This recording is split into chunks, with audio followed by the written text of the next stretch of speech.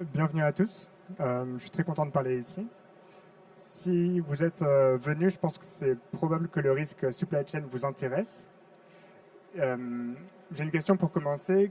Pour qui dans l'audience, la supply chain, c'est principalement des questionnaires et des outils de scoring? Vous pouvez lever la main. Bon. J'ai eu deux mains timides. Je pense que plus de 75% de l'audience est timide et n'a pas voulu lever la main. Euh, Parce que d'expérience, c'est à peu près comme ça qu'on gère le risque fournisseur dans à peu près toutes les entreprises. Et si j'arrive à switcher les slides. Ok. La raison pour laquelle on en parle aujourd'hui, c'est que justement, ça devient vraiment un sujet important. J'ai un client dans l'aéronautique qui me remontait que chez lui, c'est toutes les semaines qui remontent entre 100 et 200 attaques chez ses fournisseurs. Donc évidemment, mécaniquement, c'est devenu un des vecteurs d'attaque les plus forts aujourd'hui quand on prend un petit peu de recul sur l'historique des attaques récentes. Euh, Pourquoi c'est un vecteur d'attaque qui est important? C'est parce que, bah, évidemment, plus on digitalise, plus on numérise, plus on dépend de fournisseurs.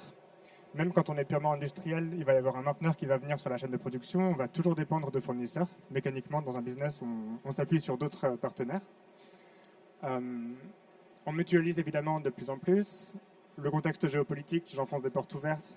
Évidemment, c'est un gros accélérateur pour la menace. Euh, Et c'est un sujet qui n'a pas échappé au régulateur qui est de plus en plus attentif, non pas à simplement montrer patte blanche et dire qu'on est en train d'utiliser une méthode de gestion des risques, mais qui est de plus en plus curieux sur la méthode qu'on utilise pour gérer ces risques. Je parle juste 2 minutes, je pense que tout le monde connaît le sujet si vous étiez déjà dans la cyber l'été dernier. Salesloft Drift, on a eu un acteur qui s'est fait attaquer. L'attaquant a eu accès à plus de 700 instances Salesforce. Quand on voit ça, mécaniquement, c'est tellement facile pour un fournisseur, pour un attaquant, pardon, s'il attaque la bonne personne, d'avoir accès à énormément de comptes. Évidemment, le sujet supply chain devient très intéressant pour un attaquant. Dans un grand groupe, ça va être beaucoup plus facile d'entrer chez un des fournisseurs stratégiques de l'attaquant que de rentrer chez le grand groupe qui est très bien verrouillé, qui a une cybersécurité qui est très bien maîtrisée, etc. Évidemment, une défaillance, elle peut concerner plusieurs fournisseurs, il peut y avoir une propagation, parce que dans tout l'écosystème de fournisseurs, il y a probablement la moitié des fournisseurs qui utilisent au pif Salesforce, qui utilisent d'autres, je dis Salesforce, j'ai rien contre eux, qui utilisent, c'est parce qu'il y a l'exemple de cet été, mais qui utilisent de nombreux autres acteurs qui sont en commun. Donc si ces acteurs, c'est des force parties comme on dit en anglais, si cet acteur en commun est défaillant, évidemment ça peut faire tomber toute la supply chain alors que nous on n'avait même pas identifié ce fournisseur parce qu'il n'intervient pas chez nous en direct. Et évidemment, l'impact business, pas la peine de le commenter beaucoup plus que ça, parce que, évidemment, dès que j'ai dit dès le début qu'on dépendait fortement de fournisseurs dans notre chaîne de valeur, mécaniquement, si nos fournisseurs commencent à tomber, ça peut vite coûter beaucoup d'argent, enfin beaucoup de manque à gagner.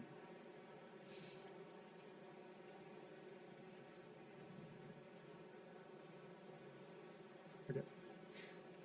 Donc je parlais un petit peu de questionnaire au début, ça a été l'argument marketing de tous les outils SaaS de scoring pendant très longtemps. Évidemment, les questionnaires, c'est très compliqué à remplir, c'est très long, ça ralentit les processus de RFP, ça prend beaucoup de temps pour se faire onboarder chez un grand groupe. Globalement, aujourd'hui, le risque fournisseur, c'est à peu près ça. C'est des questionnaires, des scans outside-in quand on est un petit peu outillé, pour remonter un petit peu le niveau de sécurité de nos fournisseurs. Souvent, ça ne va pas beaucoup plus loin que ça. Et puis, quand on a le temps et le budget, on peut faire, quand on a anticipé contractuellement, on peut faire un focus sur les fournisseurs qu'on a identifiés comme les plus critiques, mais encore faut-il avoir eu la réflexion de se dire c'est qui les fournisseurs critiques chez moi. Et en plus, souvent, on n'apprend pas grand-chose. On apprend que bon, ils n'ont pas patché telle ou telle vulnérabilité depuis 2 mois. Qu'est-ce qu'on fait de cette information? On ne va pas les forcer à patcher.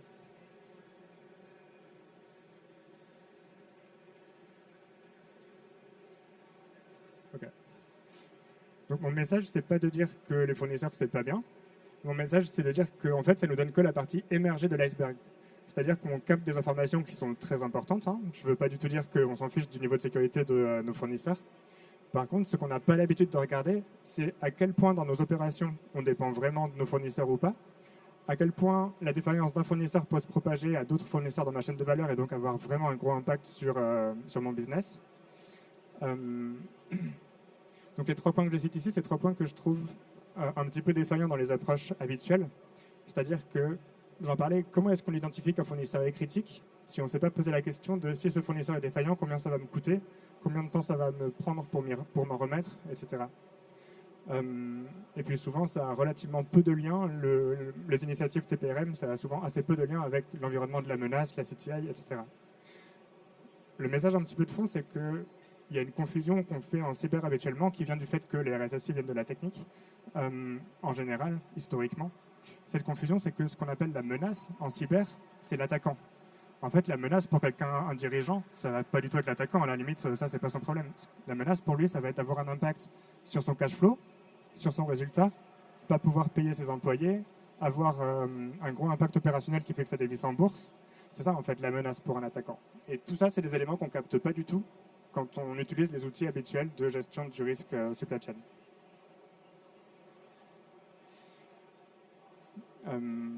L'idée pour moi, c'est de parler d'une méthode qui apparaît pas dans les référentiels habituels, qui apparaît pas dans les outils dont on a l'habitude d'utiliser parce qu'on l'a construite et testée sur le terrain avec nos clients. C'est d'utiliser en fait les outils de la quantification des risques, c'est-à-dire associer un montant en euros à un risque qui a été cadré précédemment à partir du business, pas à partir de la technique. C'est-à-dire que pour cadrer le risque, on ne va pas dire il y a une vulnérabilité, donc quel est le risque qui en découle. On va regarder le business, comment est-ce qu'il fonctionne, et à partir de là, on va venir cascader qu'est-ce qui pourrait se matérialiser comme impact, qu'est-ce qui pourrait être grave, etc.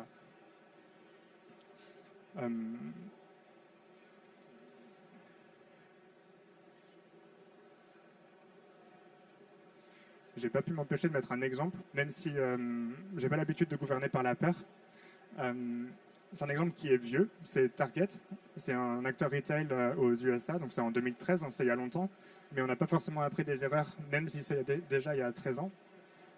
Ce qui s'est passé chez Target, c'est qu'ils avaient un mainteneur, donc ils avaient des chaînes de froid, c'est un acteur retail qui vendait des biens communs, comme Super U ou Carrefour. Ce mainteneur sur la chaîne de froid, il n'avait pas été identifié comme critique. Par le business peut-être parce qu'il venait faire de la maintenance sur les frigos, mais pas par la cyber, pas du tout. Parce qu'on se disait, un acteur cyber, il n'y a pas vraiment un acteur qui vient juste faire la maintenance sur les frigos. Le côté cyber, c'est à la limite pas très grave. Mauvaise pioche. Ce qui s'est passé en fait, c'est que cet acteur, il avait accès à un outil de facturation. À partir de cet outil de facturation, l'attaquant s'est latéralisé. Il a eu accès à des données du CRM en fait, donc de la gestion clientèle. Et au final, c'est 100 000 clients qui ont été touchés. Ça a coûté 200 millions de dollars à l'entreprise. Et là, je parle juste du coût direct. Je ne parle même pas du coût indirect, les clients qui n'ont pas pu acheter chez eux, l'impact de réputation, etc. C'est vraiment le coût vraiment direct. Tout ça pour dire que quand on met les chiffres sur ce qui se passe réellement, tout de suite, ça devient plus parlant et puis on arrive à comprendre qu'est-ce qui est vraiment important ou moins important. Et dans les 3 slides qui viennent, je prends un peu plus le concret sur... donc jusque-là, j'ai dit un petit peu ce qui ne marche pas.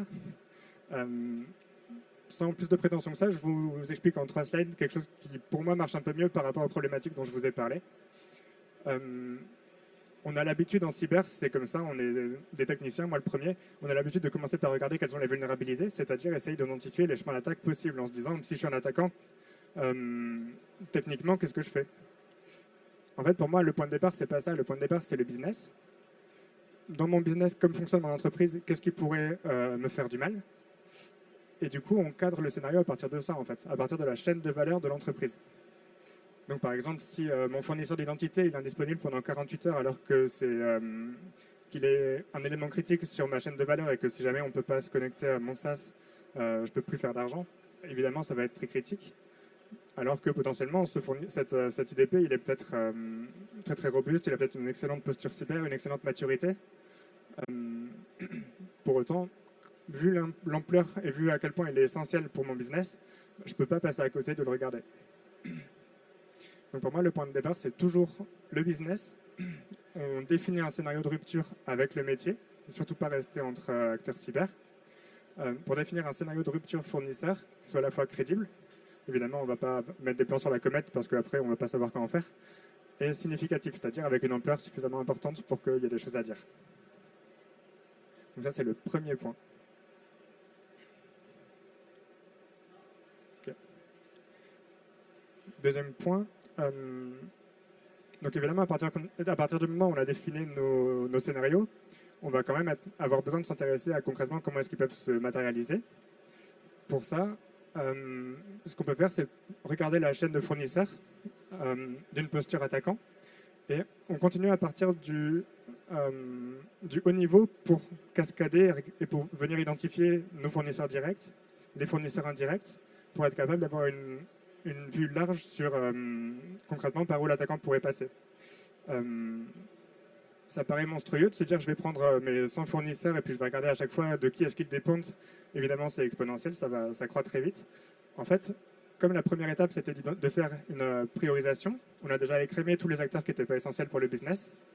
Mécaniquement, il ne va plus nous en rester beaucoup. Donc ça devient un travail qui est beaucoup plus allégé. Et ensuite, évidemment, les quelques questions clés à se poser, je les ai écrites sur la droite. Et vous les connaissez tous, hein, c'est les mêmes questions, j'ai rien inventé. Concrètement, est-ce qu'il y a un fournisseur qui a un accès sur mon système d'information? Est-ce qu'il y a une dépendance à un fournisseur qui est un peu plus exploitable depuis l'extérieur? Par exemple, s'il est exposé, c'est un fournisseur qui a des accès directs sur Internet ou ce genre de choses-là. Est-ce qu'il y a un fournisseur qui donnerait accès à un attaquant à tous mes clients, par exemple, comme Salesforce? Je reviens toujours dessus, j'ai toujours rien contre eux.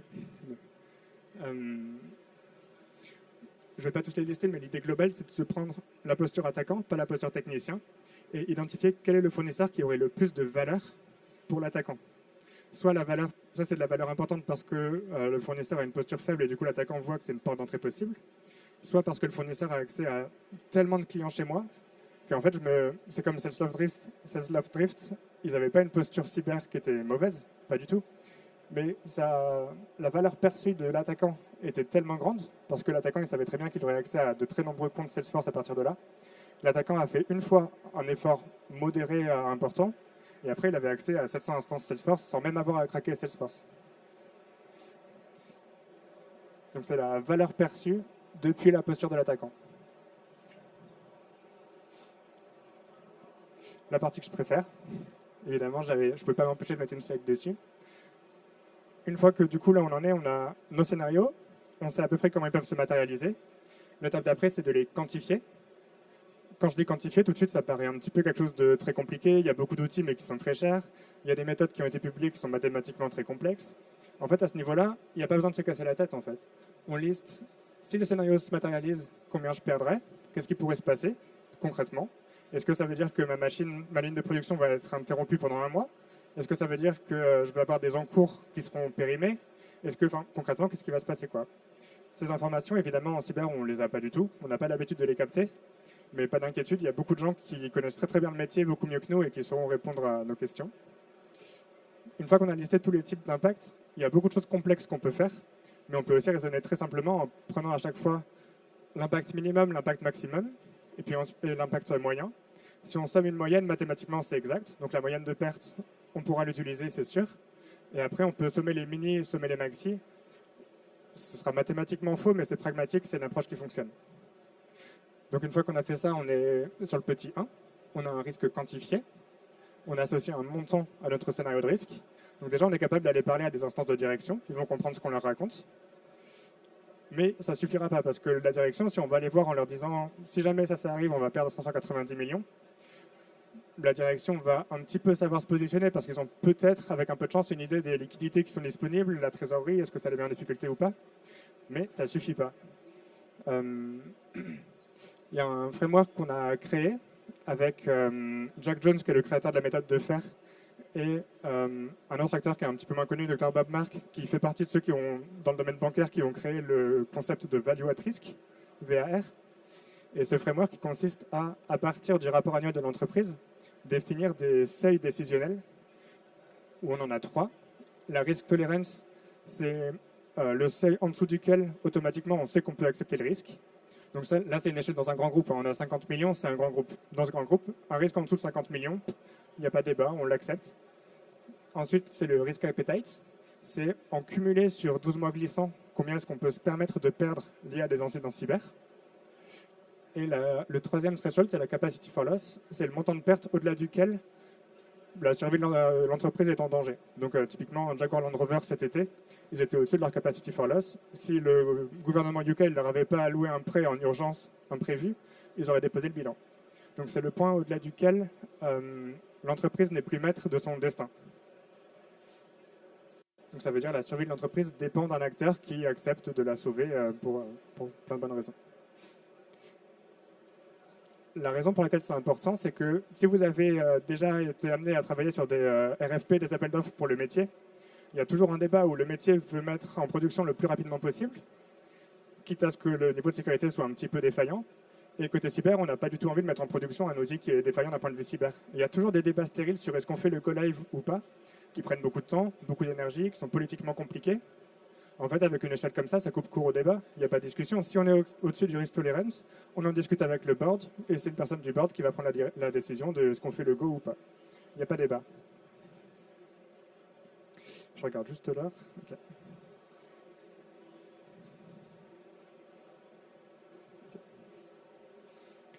Donc ce que ça permet de faire, une fois qu'on a quantifié ces risques et qu'on en est arrivé à ce point-là, donc on a déroulé les 3 étapes, en fait, on peut définir des décisions qui sont précalibrées pour revenir sur la supply chain et quitter un petit peu la quantification des risques.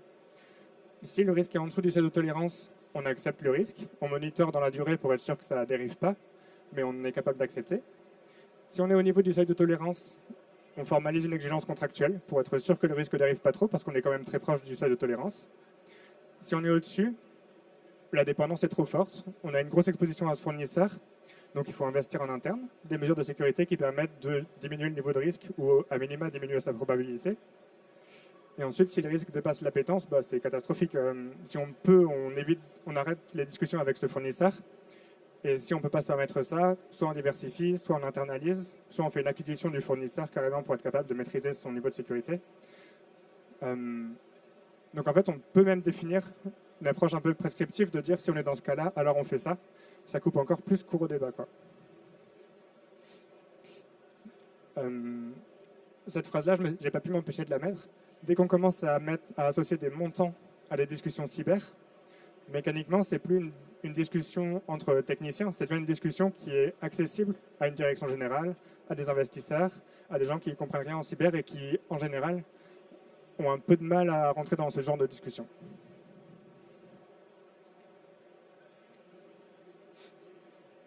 J'en parle aussi un petit peu.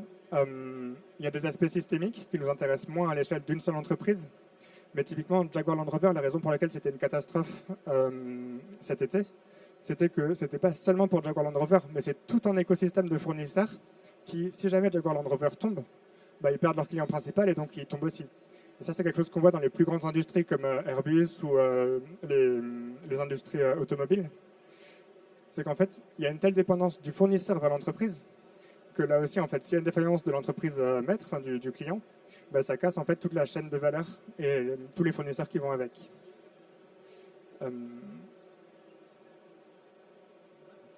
Donc l'intérêt de c'est un peu les bulles où on matérialise des points névralgiques dans l'écosystème de fournisseurs qu'on a.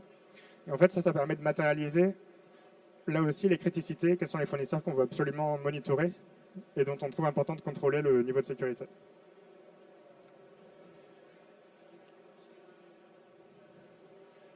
Est-ce que je vais y arriver?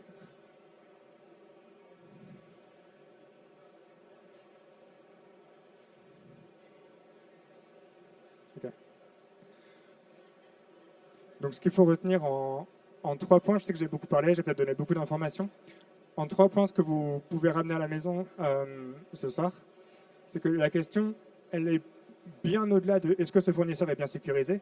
C'est important, hein, c'est une question qu'il faut se poser, mais ce n'est pas ça le plus important. Le plus important, c'est si jamais je perds ce fournisseur, quelle est mon exposition? Est-ce que ça met en péril mon business? Et objectivement, qu'est-ce que je fais de cette information? Donc, évidemment, NIS 2 nous demande de faire plein de choses. Récif, avec l'objectif 16, nous demande de gérer nos fournisseurs. C'est très très bien, mais ce n'est pas un sujet de conformité. C'est un risque business, de dépendance et de propagation d'effets dominos. Si un fournisseur tombe, d'autres fournisseurs peuvent tomber, etc. Les questionnaires, les audits, les solutions de scoring, etc., je ne vais pas me mettre des partenaires à dos. C'est utile, mais ça ne suffit pas pour prendre des décisions et pour trancher. Et le 3e point, c'est la méthode dont je parlais. Reverse stress test plus posture attaquant plus quantification. Ça permet de prendre des arbitrages majeurs sur les sujets de résilience et sur les sujets d'allocation de capital. Allocation de capital, ça veut dire combien je mets d'argent, à quel endroit, pourquoi, est-ce que ça vaut le coup ou pas, etc. Donc, je commence à en avoir beaucoup parlé. Le plan d'action, si on part de zéro, reverse stress test avec le métier, la DSI, puis posture attaquant avec les acteurs métiers, c'est quand même eux qui connaissent le mieux leurs fournisseurs, et la cyber, c'est eux qui vont savoir si c'est exploitable ou pas. Ensuite, quantifier, comparer au seuil, évidemment avec le métier, c'est eux qui connaissent leurs chiffres, mais avec le contrôle de gestion aussi, parce que c'est eux qui vont être capables de dire sur le plan comptable est-ce que c'est acceptable, est-ce que c'est pas acceptable. Et enfin, prise de décision avec ceux qui prennent la décision, donc soit des hautes instances métiers, soit les décideurs de l'entreprise.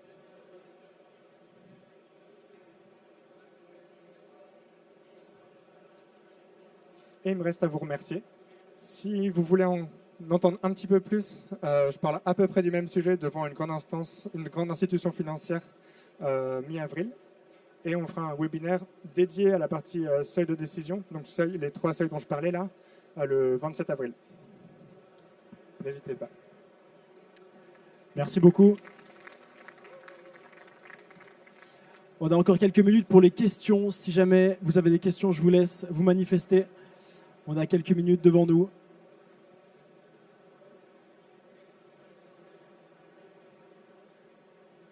Bonjour, merci pour votre intervention. Merci pour votre intervention. Je voudrais juste savoir un truc. On a parlé de RFP, mais il y a combien d'acheteurs ou de représentants des fonctions achats ici, dans cette salle?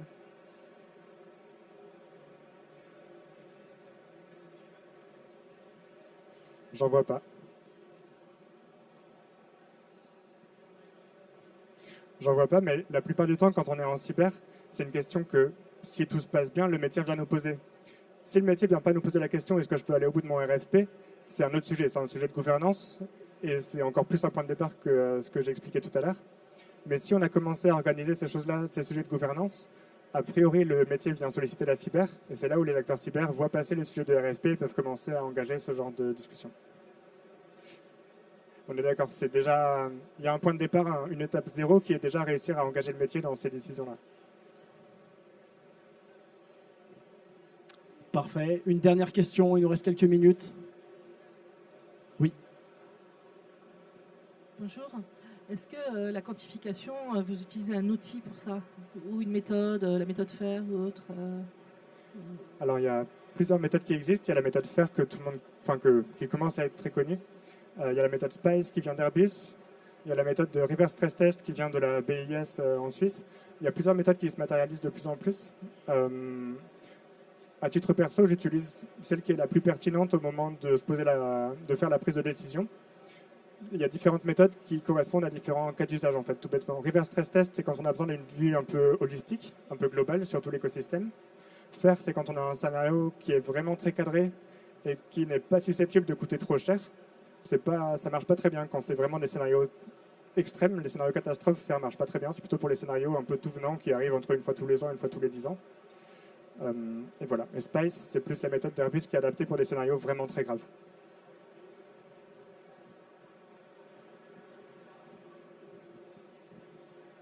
Une dernière question, oui.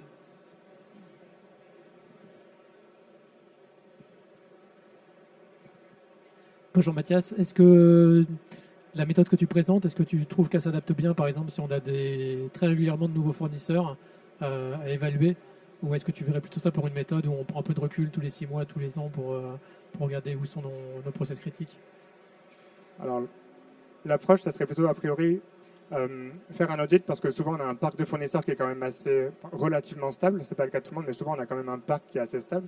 Donc un audit au niveau du parc. Et en fait, à partir du moment où on a fait ce premier audit, on a eu déjà l'occasion de mettre en place les choses qui permettent de quantifier, mettre en place les seuils de décision. Et ces seuils de décision, ils peuvent être très rapidement utilisés dans des RFP, même si on en fait très souvent. Donc ça commence par un audit pour commencer à poser le cadre. On ne pose pas le cadre quand il y a des exigences de calendrier très fortes. Mais par contre, une fois qu'on a posé le cadre, ça peut aller vite et ça peut répondre à des exigences de calendrier compliquées. Parfait. Est-ce qu'on a une dernière question pour terminer? Non. Et bien, en tout cas, merci beaucoup, Mathias Pouyanne, pour cette intervention. Merci à vous.